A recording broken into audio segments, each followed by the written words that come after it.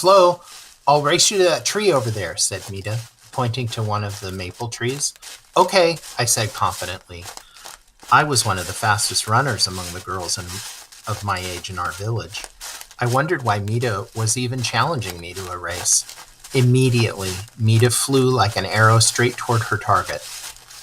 She was clearly hoping that a quick start would give her an advantage over me. However, like a shooting star that bursts across the night sky, I was on her heels in no time. Just before we reached the tree, I passed her and touched the tree trunk.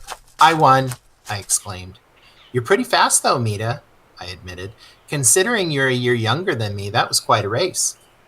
Yes, this time next year, we will return to the maple tree forest, and I'll be able to beat you, Meda said confidently, while at the same time grinning at me. I grinned back. I'll still be a year older than you, I said, rising to the challenge. I know. You'll always be that. But I have a feeling that this time next year I will be taller than you, she replied, as if she were stating a fact. Well, we'll see about that, I replied as I eyed her feet. They were already bigger than mine, and she was only a thumb size shorter than me. I couldn't help thinking that she might be right, but I wasn't going to admit it. This was my favorite time of year by far. It was the time of year when the eagles build their spring nests.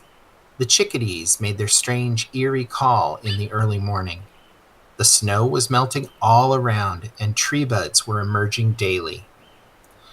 This was also the time of year when my family, along with my uncles and aunts and their children, set up camp in the maple tree forest. We did this every year at the beginning of spring. We left our summer and winter village and returned to our camp in the forest. In the fall, we camped near the fields we planted our crops in. We always returned to the same maple forest camp. It was a good-sized clearing encircled by a large number of maple trees and birch trees. We returned here each year to collect the sap from the maple trees and turn it into the sweet syrup that we all love so much.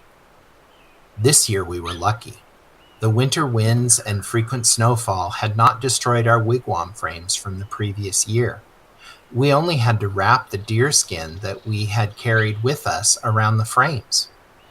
After we made our campfire, the children had a chance to play before the real work began. Once we were settled, the men would use their axes to make small, deep cuts in the trunks of the maple trees. Then we would wait for the sap to trickle out. As it did, the women and children would funnel the sap into birch baskets or clay pots.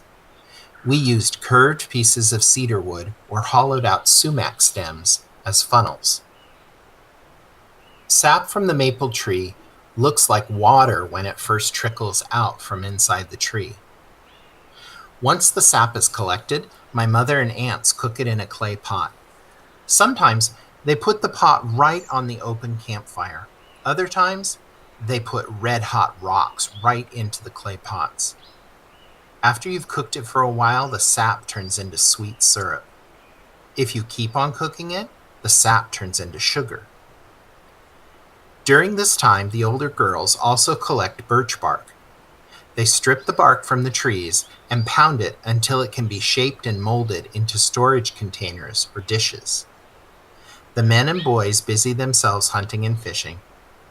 In the evening, we all spend time together around the campfire exchanging stories. Come on, Flo, yelled Meda, who had wandered off to watch the men at work. I can smell dinner cooking. She was right. The succulent smell of deer meat wafted up into the crisp evening air. Race you back, I announced. This time I took off like an arrow shot from my father's bow.